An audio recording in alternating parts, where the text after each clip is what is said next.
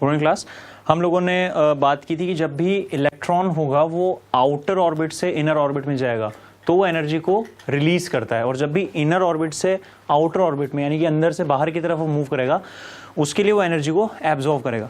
कितनी energy absorb होगी, कितनी एनर्जी रिलीज होगी, अब उसके बारे में हम बात करेंगे। तो आप लिख सकते हैं frequency of emitted radiation, heading है ये।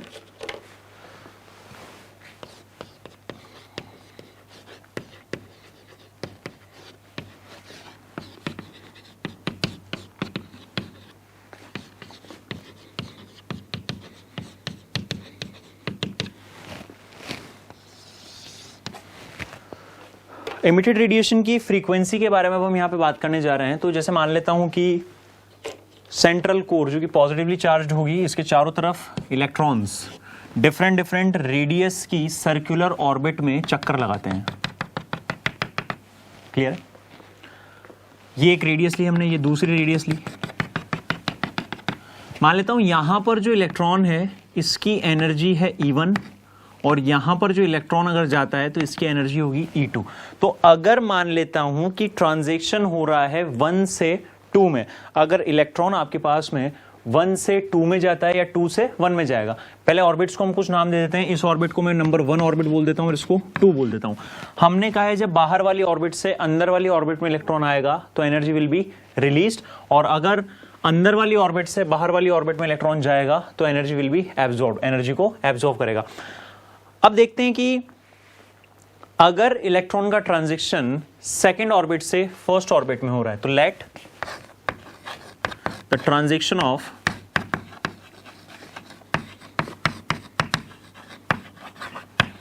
Electron is taking place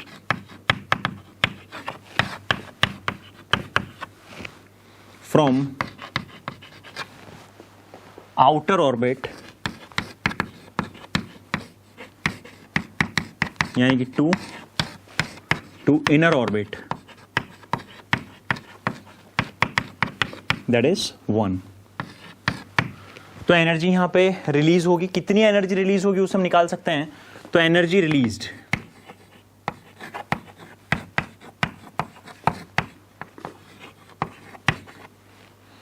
delta E will be E2 minus E1। Energy कितनी रिलीज हो जाएगी? E2 माइनस E1 के बराबर। E2 की वैल्यू यानी कि सेकेंड ऑर्बिट में एनर्जी की वैल्यू कितनी आएगी? वो 2 pi square mk square z square E4 divide by we have h square. ये कॉमन हमारे पास में टर्म आएगी and we have 1/n1 square minus 1/n2 square. यहां से इस तरीके से कुछ हमारे पास में जो है फॉर्मूला बन के तैयार हो जाएगा। This is for h nu, E is equals to h nu होता है। यहां पे h न्यू को आप c/λ से रिप्लेस कर सकते हैं। तो we have 2 pi square mk square z square E4 divided by h square, it is 1/n1 square minus 1/n2 square. Is that clear? Now अब हम बात करें कि 1/λ वाली जो टर्म यहां पे है, आप क्या कीजिए कि इस hc को मल्टीप्लाई करके यहां पे इसके नीचे ले जाइए। तो what we have 1/λ and here 2 pi square mk square z square E4 divided by hc cube यहां पे हमको मिल जाएगा। And here we have 1/n1 square minus 1/n2 square. Is it clear? यहां जो 1/λ है इसे वेव नंबर से रिप्रेजेंट किया जाएगा। न्यू बार से आप इसे रिप्रेजेंट कर सकते हैं। एंड वी हैव सभी कांस्टेंट्स हैं यहां पे। अगर आप देखें ध्यान से, इस z को आप छोड़ दें, 2 pi square mk square e⁴ cube, ये सभी कांस्टेंट्स हैं। z स्क्वायर को हम यहां पे अलग कर देते हैं, तो इन कांस्टेंट्स को हम बोलेंगे r, that is Rydberg constant.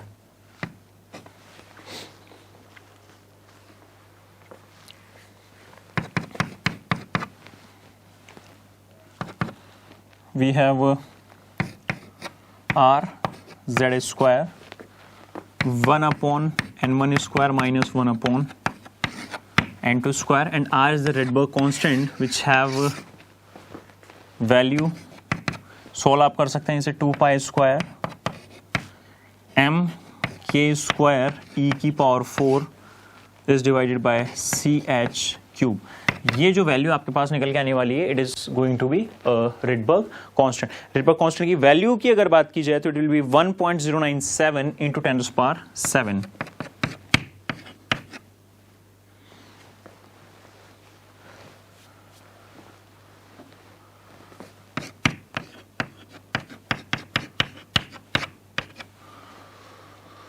पर meter. Is that clear? Note करें इसे।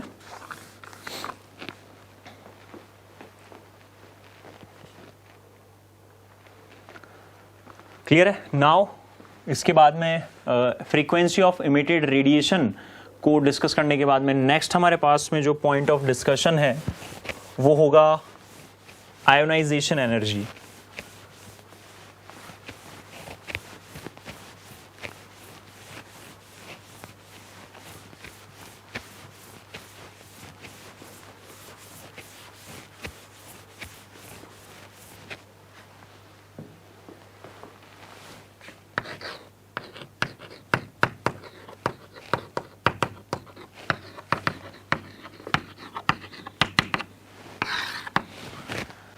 देखिए, हमें पता है जो एटॉमिक मॉडल हमने डिस्कस किया है after the applying assumptions of Niels Bohr, तो हम ये बोल रहे हैं कि एक सेंट्रलाइज्ड कोर है जो कि पॉजिटिवली चार्ज है, उसके चारों तरफ इलेक्ट्रॉन डिफरेंट डिफरेंट रेडियस की सर्कुलर ऑर्बिट्स में चक्कर लगा रहा है।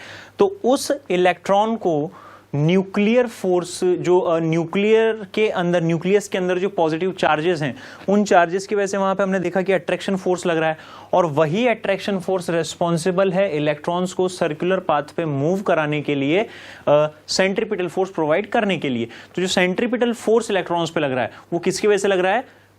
उस सेंट्रलाइज्ड कोर की वजह से, जहां पे और कुछ नहीं बल्कि प्रोटॉन रखे हुए। तो उस प्रोटॉन के अट्रैक्शन इफेक्ट से किसी इलेक्ट्रॉन को पूरी तरीके से फ्री करने के लिए जितनी एनर्जी रिक्वायर्ड है वही एनर्जी कहलाती है यहां पे आपके पास आयोनाइजेशन एनर्जी। इसकी आप चाहें तो डेफिनेशन भी लिख सकते हैं, energy given to an electron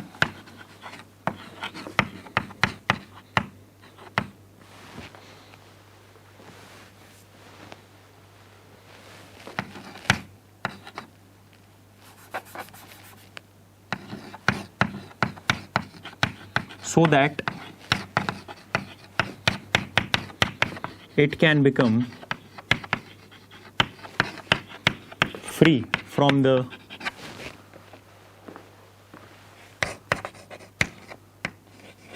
attraction effect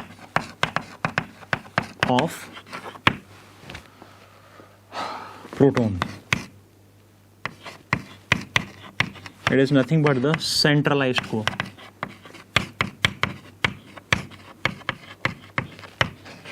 इसको आप शॉर्ट में इस तरीके से बोल सकते हैं कि किसी भी इलेक्ट्रॉन को इन्फिनिटी पर ले जाने के लिए, क्योंकि इन्फिनिटी ही वो पॉइंट होगा जहां पे उस इलेक्ट्रॉन और प्रोटॉन के बीच में लगने वाले अट्रैक्शन का कोई इफेक्ट नहीं होगा, दोनों एक दूसरे से पूरी तरीके से आइसोलेट हो जाएंगे। तो इलेक्ट्रॉन को इन्फिनिटी पे ले जाने के लिए जितनी एनर्जी रिक्वायर्ड है वही एनर्जी कहलाती है आपके पास आयोनाइजेशन एनर्जी। तो अगर हम बात करें आयोनाइजेशन एनर्जी की,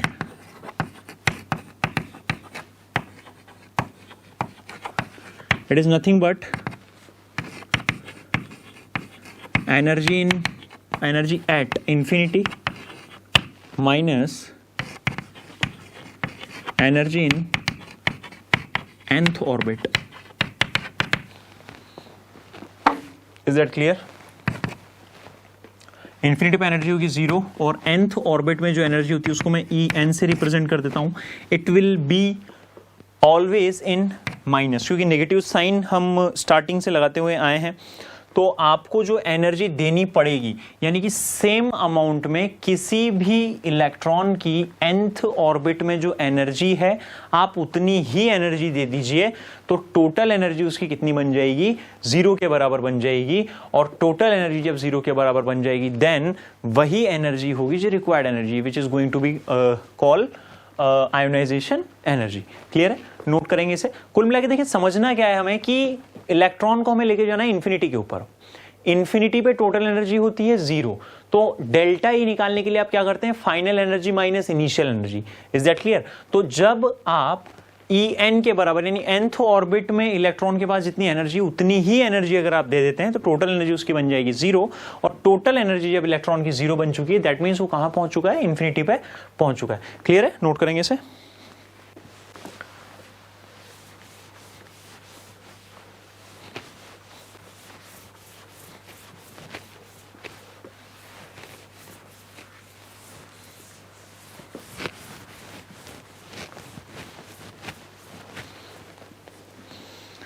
देन हम यहां पे जो बात कर रहे हैं, we are talking about next point is binding energy.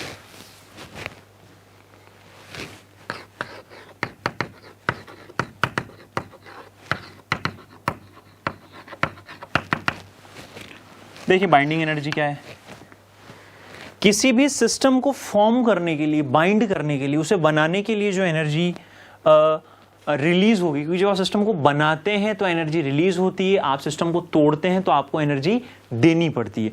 तो किसी भी सिस्टम के जो पार्टिकल्स हैं, जैसे मान लीजिए आपको एक इलेक्ट्रॉन, 2 इलेक्ट्रॉन्स को आपको किसी सेंट्रलाइज्ड कोर यानी कि न्यूक्लियस के पास में लेके आना है, तो आपको क्या करना होगा, एनर्जी आप वहां पे रिलीज एनर्जी होगी, तो वो जो रिलीज होने वाली एनर्जी होती है वही कहलाती है बाइंडिंग एनर्जी। मान लीजिए ये हमारे पास में न्यूक्लियस है, इसमें प्रोटॉन्स रखे हुए हैं, यहां पर अब आपको क्या लेके आना है, एक इलेक्ट्रॉन को लेके आना है, तो आप इसके अगेंस्ट में काम करेंगे। ओके, हमको यहां पे हमने इस इलेक्ट्रॉन को रखा, अब प्रोटॉन और इलेक्ट्रॉन के बीच में ऑलरेडी क्या होता है, अट्रैक्शन होता है, तो सिस्टम फॉर्म करने पर एक एनर्जी वहां पे रिलीज होगी which is going to be said the binding energy. It is nothing but the energy liberated when the constituents of a system are brought near, या फिर आप बोल सकते हैं अपनी पोजीशन पर जब आप उन्हें लेके आते हैं।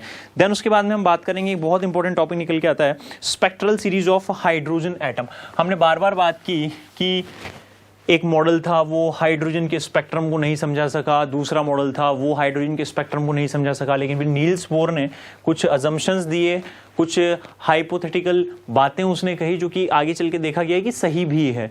तो उन सभी चीज़ों को जब मद्देनजर रखते हुए, उन सभी चीज़ों को कंसिडर करते हुए हम आगे बढ़े, तो हमने इस चीज़ को भी प्रूव किया कि जी हाँ, हाइड्रोजन का जो स्पेक्ट्रम होता है वो लीनियर क्यों होता है, डिस्क्रीट क्यों होता है, कॉन्टिन्यूस क्यों नहीं होता है। प्रैक्टिकली हमें पहले से पता था कि हाइड्रोजन का एटम जो है वो कॉन्टिन्यूस नहीं होगा, वो डिस्क्रीट होगा, लाइंस आपको मिलेंगी, कहीं पे डार्क कहीं पे ब्राइट, लेकिन उसका रीजन अब तक कोई नहीं दे पा रहा था। अब हमने रीजन भी दिया है, अब उसको समझते हैं कि एक्चुअल में जब बात की जाती है स्पेक्ट्रम की तो वो क्या होता है। सबसे पहले हेडिंग लिखे हैं, spectral series of hydrogen atom.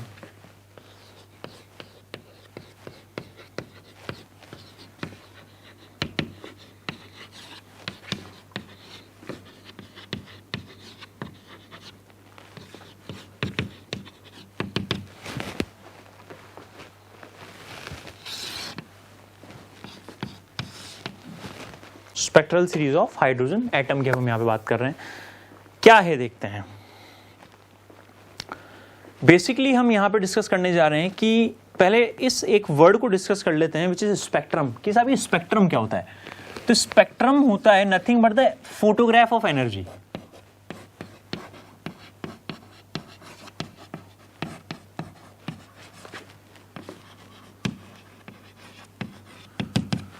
Energy का फोटोग्राफी क्या है? स्पेक्ट्रम है। अब देखें कि जब इलेक्ट्रॉन आउटर ऑर्बिट से इनर ऑर्बिट में जा रहा है तो वो जो है आपके पास में एनर्जी को रिलीज कर रहा है, और जब इलेक्ट्रॉन इनर ऑर्बिट से आउटर ऑर्बिट में जाएगा तो वो एनर्जी को क्या करेगा? गेन करेगा, एब्जॉर्ब करेगा।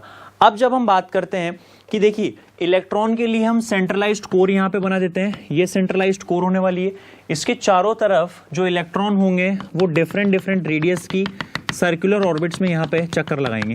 इसको हम ऑलरेडी काफी बार डिस्कस कर चुके हैं। देखिए अब होता क्या है कि जब एक इलेक्ट्रॉन इस इनर ऑर्बिट से आउटर में जाएगा, देन इस येलो वाले पोर्शन की मैं बात कर रहा हूं, energy will B absorbed.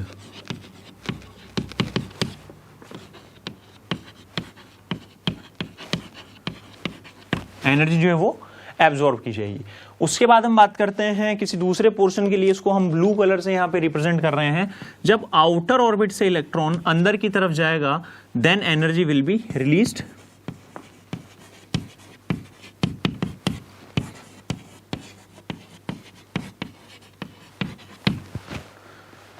Is that clear? Now अब होता क्या है, ये जो एनर्जी आ रही है या ये जो एनर्जी जा रही है, इसको आपको एक फॉर्म में रिप्रेजेंट करना है, पेपर के ऊपर आपको रिप्रेजेंट करना है। तो उसके रिप्रेजेंटेशन के लिए हम जो चीज काम में लेते हैं, इट इज स्पेक्ट्रम। तो स्पेक्ट्रल लाइंस आपको मिलती है, यानी कौन सी एनर्जी का तो एब्जॉर्प्शन हुआ है, कौन सी एनर्जी को हमने यहाँ पे जो एब्जॉर्व किया है और कौन सी एनर्जी यहाँ पे रिलीज की गई है, उसको एक फोटोग्राफ हमारे पास में आएगा जिससे कि हम एनालिसिस कर सकें कि जी हाँ, हाइड्रोजन के स्पेक्ट्रम में एक्चुअल में हुआ क्या होगा, इलेक्ट्रॉन कौन सी ऑर्बिट से कौन सी ऑर्बिट में गया होगा या कहां से कहां पर इलेक्ट्रॉन आया होगा। इन सभी चीजों को हम एक एक करके यहां पे डिस्कस करने वाले हैं। तो कुछ पार्ट्स हैं जो कि हाइड्रोजन के स्पेक्ट्रम के लिए डिफाइन किए गए हैं और उन्हें उनके साइंटिस्ट के नाम से ही जाना जाता है। जिन पर्टिकुलर साइंटिस्ट ने, जिन रेस्पेक्टिव साइंटिस्ट ने इनका आप बोलें कि इनकी खोज की थी या इनके बारे में पता लगाया था, उन्हीं साइंटिस्ट के नाम से रेस्पेक्टिवली इन्हें जाना जाने लगा। तो कौन कौन सी सीरीजेज हैं इसमें जो अपन बात करते हैं हाइड्रोजन स्पेक्ट्रम की, उसे हम एक एक करके देखें। तो we have first of all Lyman series,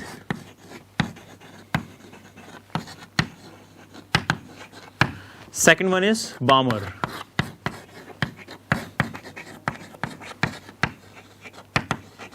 third one is Paschen,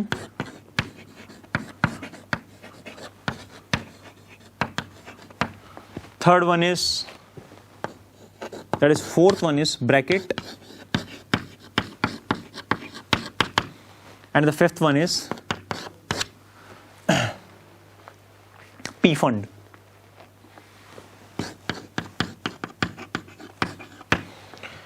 ये हमारे पास में जो है 5 अलग अलग सीरीजेस हैं जिनको अब हमें आगे चल के डिस्कस करना है।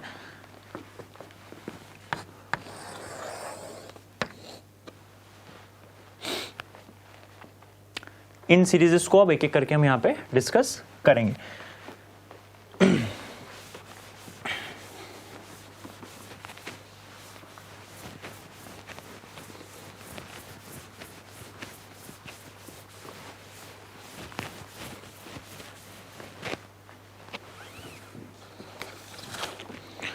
सबसे पहले हम यहां पे बात करने जा रहे हैं लाइमन सीरीज की।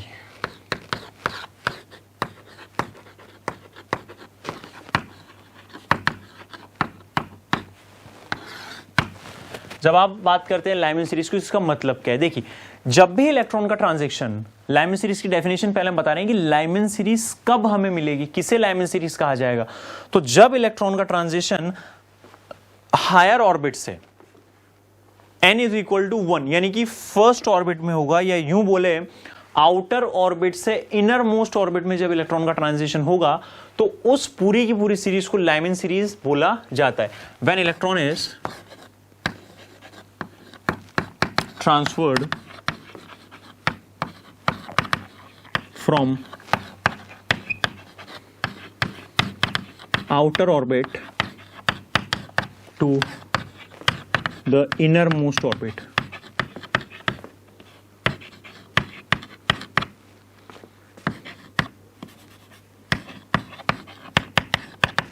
यहां पे इनरमोस्ट ऑर्बिट का मतलब क्या है वो समझ लें। This is n is equal to 1 और आउटर ऑर्बिट्स का मतलब क्या है, n is equals to 2 3 4 this.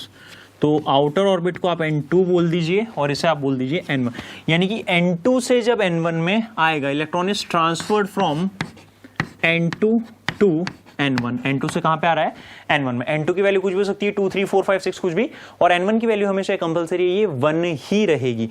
अब जैसा कि हमने न्यू बार का फॉर्मूला भी कुछ देर पहले डिराइव किया है, this is 1 upon lambda, wave number it is. तो वेव नंबर का फॉर्मूला हम डिराइव करके आए हैं, it is r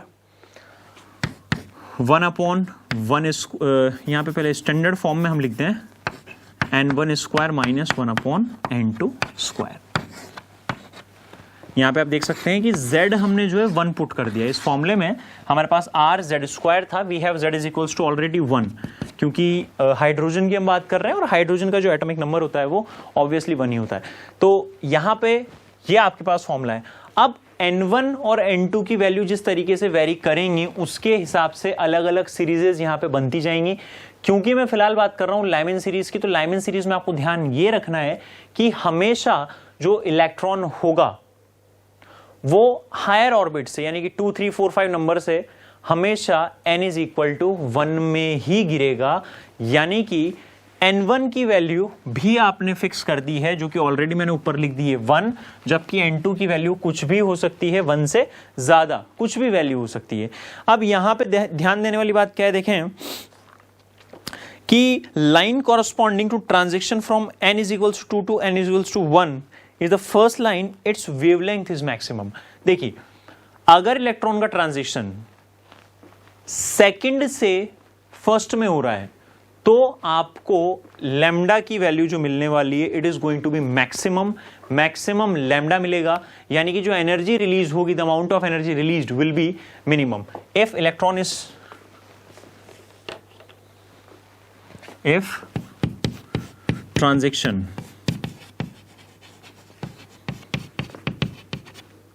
is from n2 is equal to 2 to n1 is equal to 1, then wavelength will be maximum। Wavelength आपको क्या मिलने वाली है, यहाँ पे मैक्सिमम मिलने वाली है।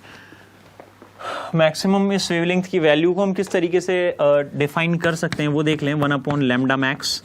ये लैम्डा मैक्सिमम कब होगा इसको हम ऑलरेडी बात कर चुके हैं। It is going to be when R 1 upon 1 square minus 1 upon 2 square जब भी होता है, तो यहाँ पे आपको लैम्डा मैक्सिमम मिलेगा। लैम्डा की मैक्सिमम वैल्यू कितनी होगी वो भी एक बार नोट कर लें। It will be 12 angstrom. तो lambda maximum will be 12 angstrom. जबकि अगर बात की जाए कि मिनिमम वैल्यू कब मिलेगी, मिनिमम वैल्यू कब आएगी लैम्डा की, तो जब मिनिमम वैल्यू आएगी तब हम देख सकते हैं कि एनर्जी क्या हो जाएगी, हमेशा मैक्सिमम हो जाएगी। दैट मीन्स यहां पे नोट करें, if transition is from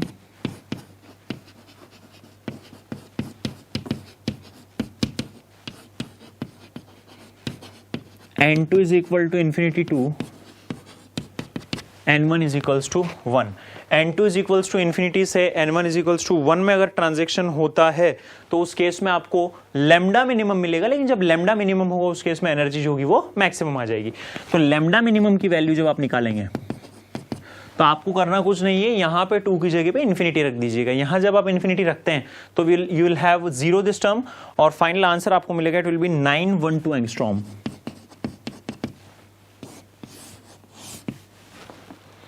is that clear?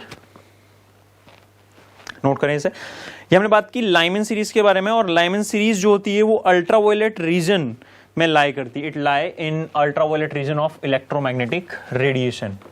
इसे मैं लिख देता हूं, यहां पे आप नोट कर लीजिएगा।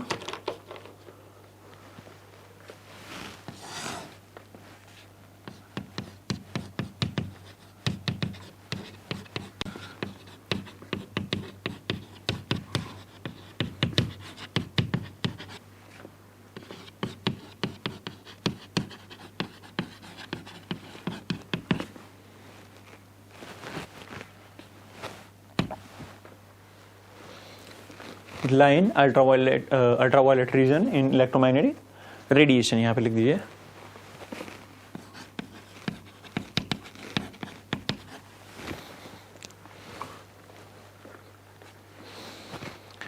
Is that clear? तो ये बात हुई है सबसे पहले लाइमन सीरीज के बारे में। देन हम फर्दर मूव कर सकते हैं नाउ हमारी सेकंड सीरीज के ऊपर, विच इज बामर सीरीज।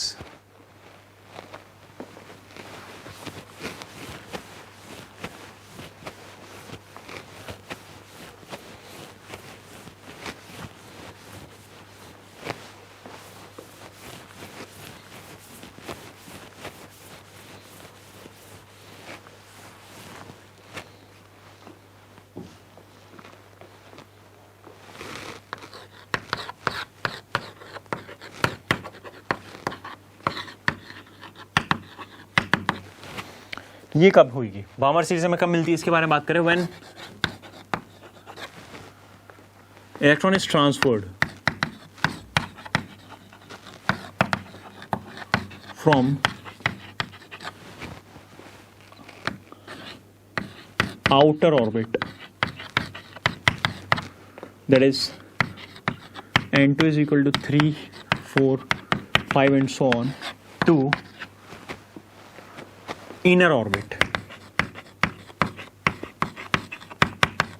यहाँ पे देखें कि n1 is equal to 2 होगा जब आउटर ऑर्बिट से, यानी कि यहाँ पे वो आउटर होगी 3, 4, 5 से जब इलेक्ट्रॉन सेकेंड नंबर की ऑर्बिट में एंटर होता है, तो उस केस में जो सीरीज आपको मिलती है, जो एनर्जी वहां पे रिलीज होती है, उस एनर्जी को ही बोला जाता है Balmer series. Then we gate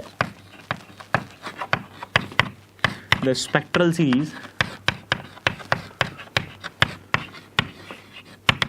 called Balmer series.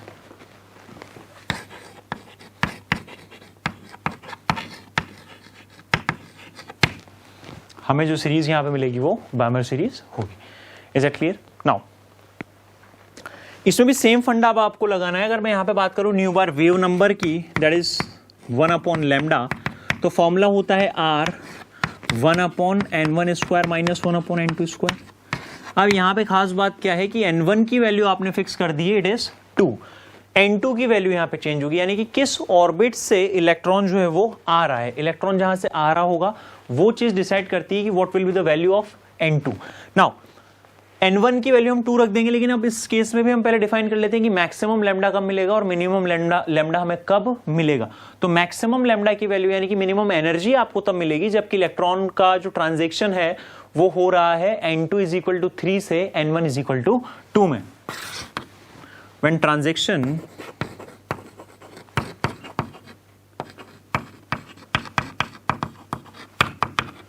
is from n2 is equal to 3 to n1 is equal to 2, then lambda will be minimum। lambda की वैल्यू क्या निकल के आने वाली है, यहाँ पे मिनिमम निकल के आएगी। किस तरीके से मैं इसे निकाल सकता हूँ, sorry it will be maximum, it is not minimum, this is going to be maximum value of lambda. तो लैम्डा मैक्सिमम आप निकालने के लिए क्या करेंगे, r 1/2 स्क्वायर माइनस 1/3 स्क्वायर। जब आप इसे सॉल्व करेंगे रिडबर्ग कांस्टेंट की वैल्यू रखते हुए, the value which you are going to get is 6536 angstrom.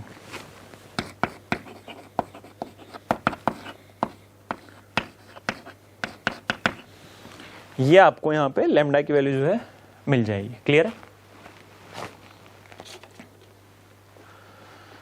Now इसी तरीके से हम बात कर सकते हैं कि लैम्डा मिनिमम कब मिलेगा। If transaction takes place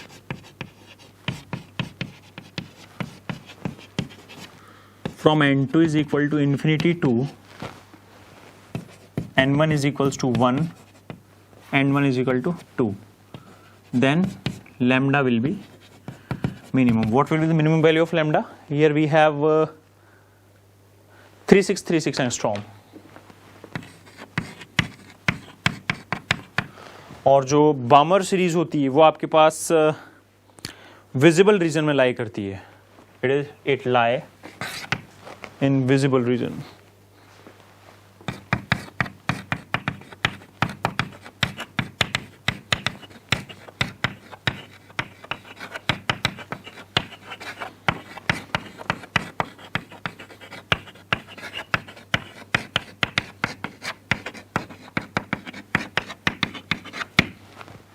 electromagnetic radiation. Is that clear? Note करें इसे।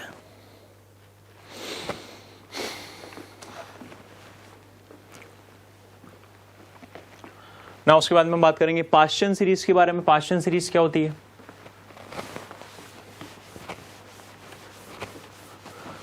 तो एक सेम सा फंडा यहां पे चल रहा है। एक बार सीक्वेंस जब हम समझ जाते हैं उसके बाद में दिक्कत नहीं होती है याद करने में। और अभी कुछ डायग्राम्स यहाँ पे आएंगे लास्ट में, वो काफ़ी इजी हो जाएंगे अगर आप चीज़ों को समझ सकते हैं। दोनों चीज़ें हो सकती है, आप चीज़ें समझने के बाद भी डायग्राम बना सकते हैं, और आप ये भी कर सकते हैं कि आप डायग्राम को समझ ले, उसके बाद में आपको चीज़ों को रटना नहीं पड़ेगा। ऑब्वियसली वैल्यूज आप अगर याद रख लें कि लैम्डा मिनिमम लैम्डा मैक्सिमम कहाँ पे कितना है, तो फायदेमंद है, हमें कैलकुलेशन वाला पार्ट थोड़ा सा कम हो जाएगा। लेकिन डायग्राम जो हम बनाएंगे लास्ट में, वो अगर आपको समझ में आता है तो it will be more than sufficient. Next हमारे पास सीरीज है Paschen series.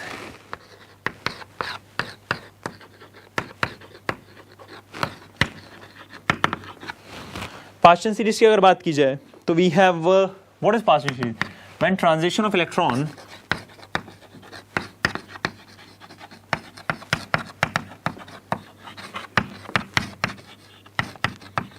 takes place from n2 is equal to 4, 5, 6 to n1 is equal to 3, then series which we get is called Paschen series.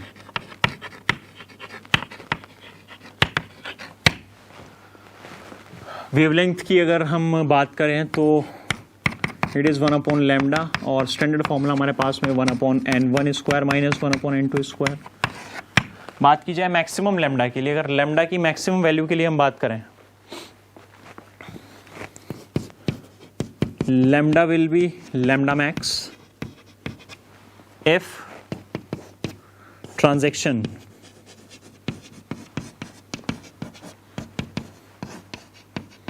is from n2 is equal to 4 to n1 is equals to 3। यहां पे lambda की value maximum होगी, that means energy released will be minimum. Lambda जब maximum होता है energy minimum होती है, lambda जब मिनिमम होता है एनर्जी होगी वो मैक्सिमम हो जाएगी। क्लियर है? तो ये आपके पास वैल्यू आएगी, lambda maximum will be, value कितनी है वो डायरेक्ट आप लिख दीजिए 18747। This is the lambda maximum. और इसी तरीके से लैम्डा मिनिमम कब आपको मिलेगा? Lambda will be lambda minimum if transaction is taking place from infinity to n is equals to 3।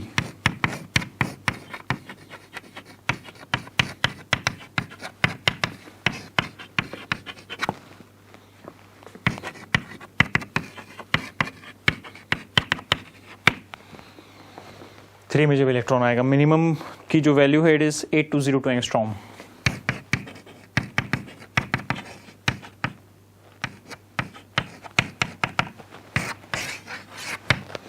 ये आपके कहां पे लाई करेगी? ये इंफ्रारेड रीजन में आपके लाई करेगी। It lies in infrared reason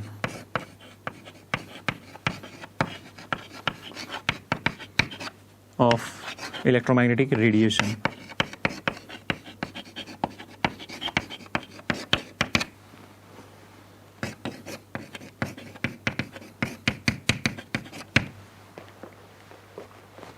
ये जो इलेक्ट्रोमैग्नेटिक रीजन में लाए यहाँ पे करेगी। Is that clear? नोट करें इसे। ये बात हुई पास्चन सीरीज की। देन उसके बाद में हम मूव कर सकते हैं bracket.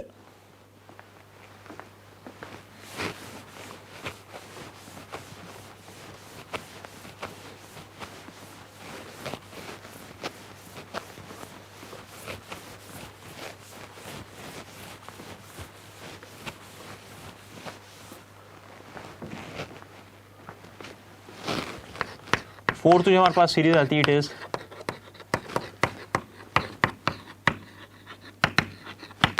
Bracket series. Brackett series आपको मिलेगी when electron is transferred from higher order to lower order of the orbit, and कौन से नंबर की होगी जो लोअर होगी इसको भी हम फिक्स कर देंगे जैसा कि अब तक करते आए हैं। तो it will be n is equals to 4, यानी कि डेफिनेशन आप लिख लें, when electron is transferred from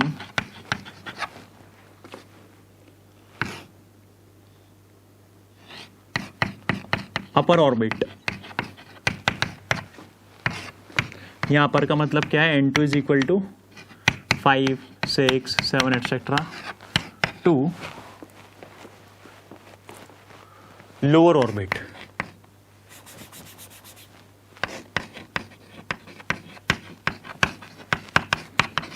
That is N1 is equals to always 4. Then series we get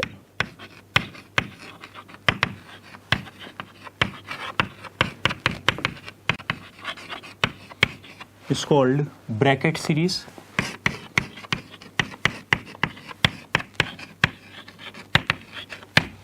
ये कहलाएगी आपके पास में ब्रैकेट सीरीज. अब देखें इसके लिए भी जो आपके पास में वेव नंबर यानी कि 1/लैम्डा का फॉर्मूला है, स्टैंडर्ड फॉर्मूला पहले मैं लिख दे रहा हूं यहां पे.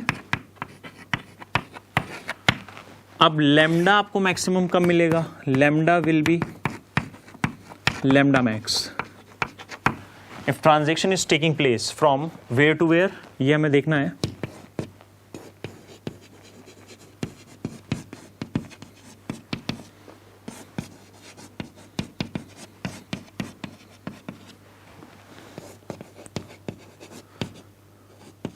N2 इज इक्वल टू 5 से N1 इज इक्वल टू 4 में जब इलेक्ट्रॉन आएगा तब आपको ये सीरीज मिलेगी और लैम्डा की जो मैक्सिमम वैल्यू हमें मिलेगी इट इज 40477 एंगस्ट्रॉम. ये वैल्यू हमें यहां पे जो है मिलने वाली है. Is that clear? ना उसके बाद में हम देखते हैं एक बार क्या कर सकते हैं. उसके बाद मिनिमम वैल्यू निकालने के लिए तो मिनिमम लैम्डा आपको कब मिलेगा, lambda will be lambda minimum if transaction takes place from N2 is equal to infinity to N1 is equals to 4. N1 is equals to 4 में जब इलेक्ट्रॉन गिरेगा तो लैम्डा जो आपको मिलेगा it will minimum. That means energy इस case में आपको मैक्सिमम अवेलेबल होने वाली है. किस तरीके से देखें एक बार. वैल्यू जब आप फाइंड करेंगे N2 की जगह इन्फिनिटी रख के then you will get 14572.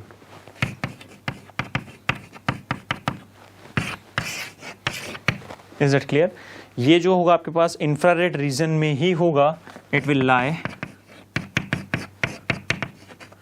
in infrared region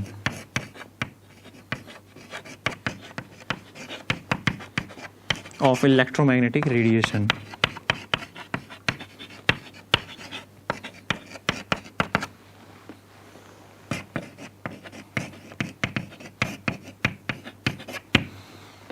electromagnetic radiation के लिए ये इंफ्रारेड रीजन में जो है लाई करेगा.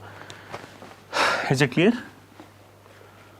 नाउ लास्ट और फाइनल जो हमारे पास में पॉइंट बचता है it is P fund series. P fund series हमें कब मिलेगी उसके बारे में एक बार बात करें.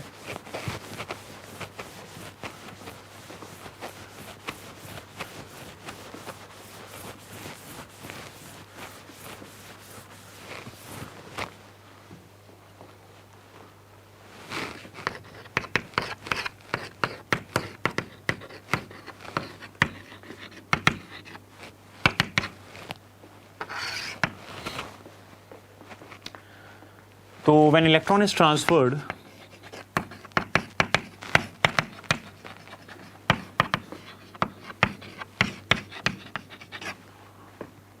upper orbit यानी कि N2 is equal to 6, 7, 8 to lower orbit.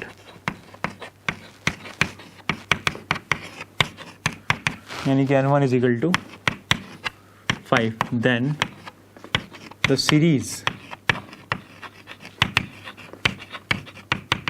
which we get is called P fund series.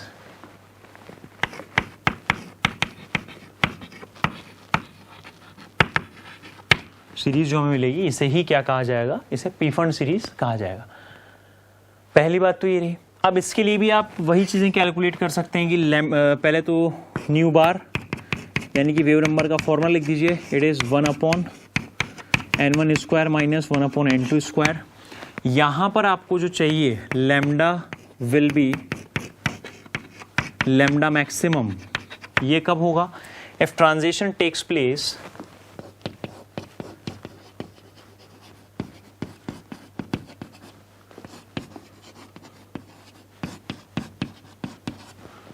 from n2 is equals to 6 to n1 is equals to 5। जब transition n2 is equals to 6 से n1 is equals to 5 में होगा तो आपको lambda maximum मिलेगा। Lambda maximum कितना होगा वो डेटा मैं आपको यहाँ पे प्रोवाइड करवा देता हूँ, आप लोग नोट भी कर सकते हैं फॉर्मूले में वैल्यू को पुट करके। It will B 74563 angstrom. It is clear? Okay, now दूसरी चीज जो यहां पे अब आप कैलकुलेट कर सकते हैं, क्या हम यहां पे दूसरी चीज कैलकुलेट कर सकते हैं उसके बारे में एक बार देखें कि लैम्डा मिनिमम कब होगा। तो lambda will be lambda minimum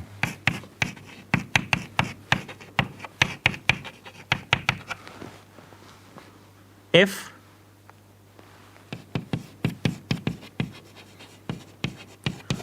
transaction takes place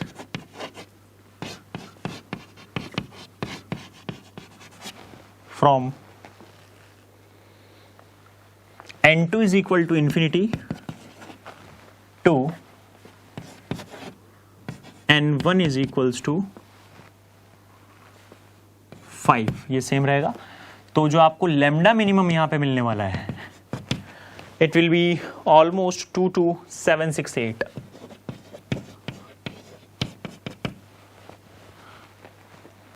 is that clear?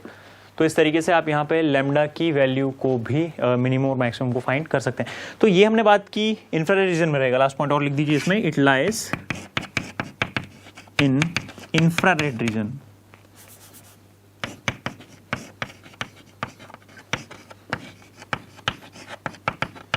Of electromagnetic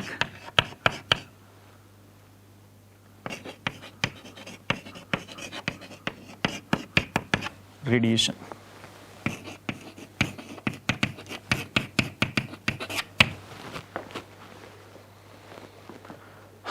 clear है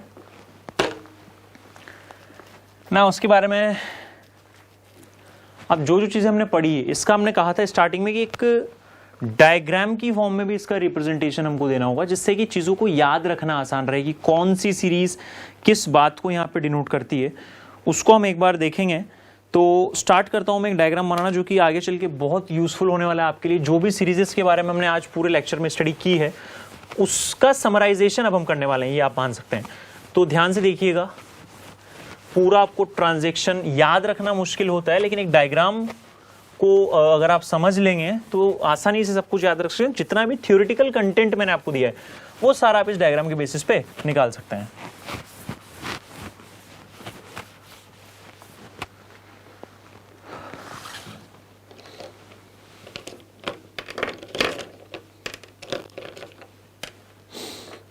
तो देखिए, सबसे पहले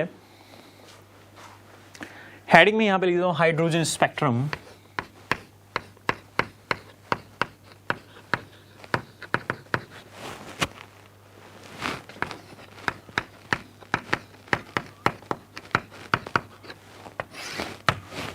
हाइड्रोजन स्पेक्ट्रम की हम बात कर रहे हैं तो सेंट्रल में हमारे पास यहां पे कोर है, ये जहां पे हमने पॉजिटिव चार्ज को रखा हुआ है। क्लियर है? जैसे से ऊपर जाएंगे हायर एनर्जी ऑर्बिट्स को मैं यहां पे बनाने की कोशिश कर रहा हूं, डिस्टेंस इनके बीच में बढ़ाता जा रहा हूं। ध्यान से देखिएगा,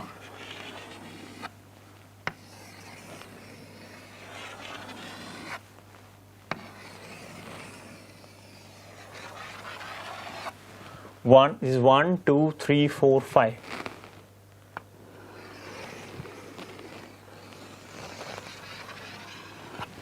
Six, आई थिंक सफिशिएंट रहेंगे। यहाँ से हम अब हमारा पर्पस जो है वो पूरा हो जाएगा, बस पर्पस पूरा यहाँ पे हो जाना चाहिए।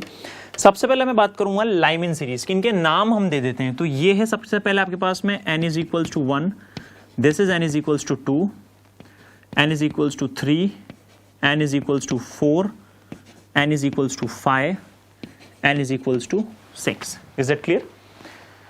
नाउ अब ट्रांजैक्शन की हम बात करेंगे तो लाइमिन सीरीज कब बनती है, जबकि हायर ऑर्डर के ऑर्बिट से n इज इक्वल्स टू 1 में इलेक्ट्रॉन गिरता है।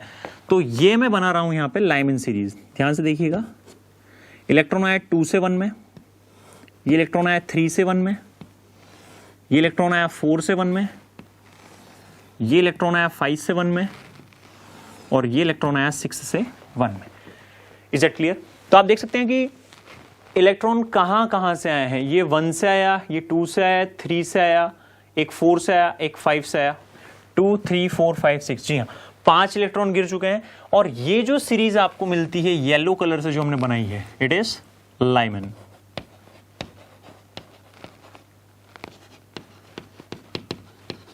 ये किसको रिप्रेजेंट कर रही है? लाइमिन सीरीज को ये रिप्रेजेंट कर रही है।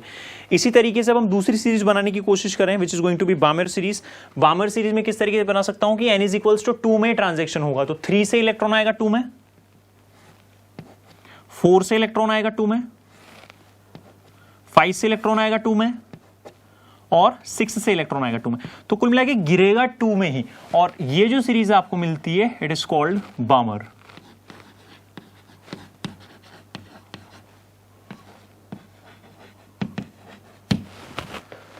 Is it clear? देन उसके बाद में हम बात करते हैं पाश्चन सीरीज की। तो पाश्चन सीरीज आपको कब मिलती है? जब इलेक्ट्रॉन थर्ड ऑर्बिट में आके गिरता है। तो थर्ड में कहां कहां से गिर सकता है? 4 से गिर सकता है, 5 से गिर सकता है, और 6 से गिर सकता है। This is पाश्चन।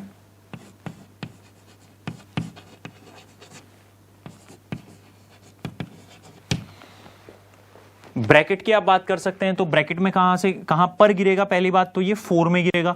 4 में गिरा, ये कहां से गिरेगा? एक तो गिरेगा आपके पास 5 से, और एक गिरेगा 6 से। This series is bracket.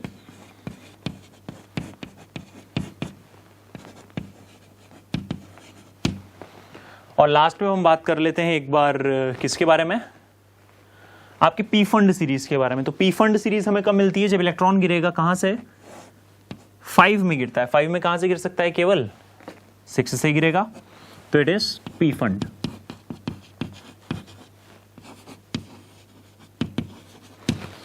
ये आपको मिलेगी, ये होगी P fund series.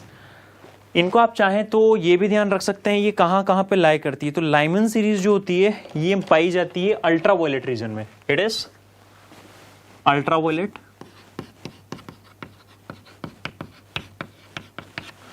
Balmer series आपको मिल रही है, ये है विजिबल रीजन में। पाश्चन सीरीज आपको मिल रही है, ये तीनों सीरीज के बारे में कॉमन अब मैं यहां पे लिख सकता हूं। ये तीनों के तीनों जो सीरीजेस हैं ये आपको मिलेगी इंफ्रारेड।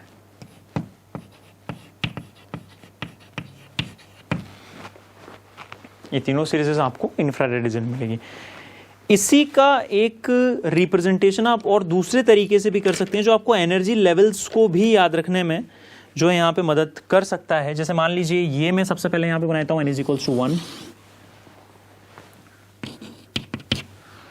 इसके बाद में यहां आएगी n = 2।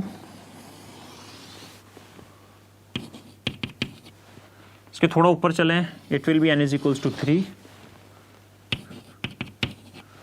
Okay, then we have n = 4। Then we have further n = 5। ये ऑर्बिट्स को मैं यहां पे बना रहा हूं, ध्यान रखिएगा। देन और ऊपर आएंगे n = 6। एक और ले लेता हूं मैं यहां पे n = 7। ये कुछ ऑर्बिट्स को हमने यहां पे रिप्रेजेंट किया। इनकी एनर्जी भी आप लिख सकते हैं -13.6 इलेक्ट्रॉन वोल्ट।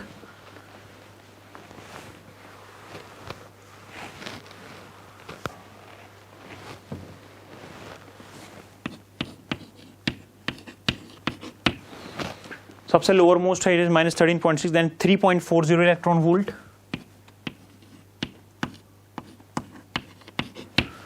और ऊपर चलेंगे तो एनर्जी आपको मिलेगी 1.51 इलेक्ट्रॉन वोल्ट। फर्दर ऊपर अगर हम चलें वी हैव 0.85 इलेक्ट्रॉन वोल्ट, और ऊपर आप आएंगे 0.54, then 0.38 electron volt, then 0.28 electron volt. Energies को हमने बताया। अब सीरीजेस को आप यहां पे रिप्रेजेंट कर सकते हैं आसानी से। तो सबसे पहले बात करें लाइमन सीरीज। लाइमन सीरीज कब बनेगी? जब n इज इक्वल्स टू 1 में इलेक्ट्रॉन गिरेगा। कहां से गिर सकता है?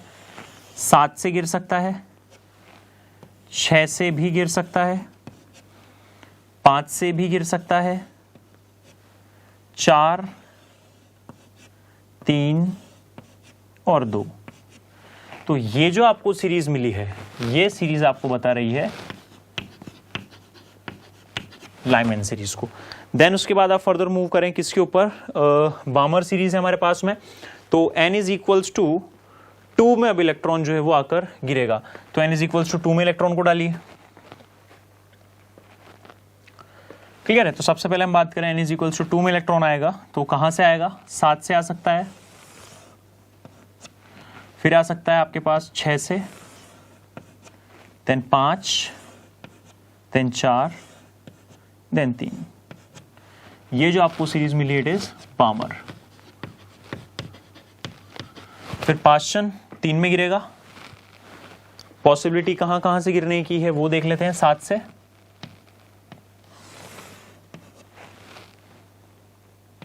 6, 5, 4। This is पाश्चन। फिर आपके पास में है ब्रैकेट। ब्रैकेट में आप कहां से इलेक्ट्रॉन गिरा सकते हैं? तो 7, 4 में ही गिरेगा, ये बात कंफर्म है।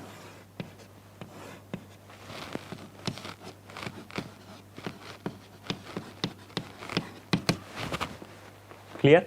और फाइनली अगर हम बात करें पी फंड की, तो पी फंड में कहां से गिरेगा? 6 से और 5 से,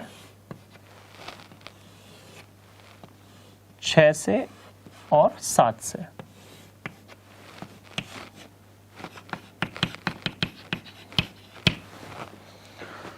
तो ये इस तरीके से अलग अलग एनर्जी आप बना सकते हैं।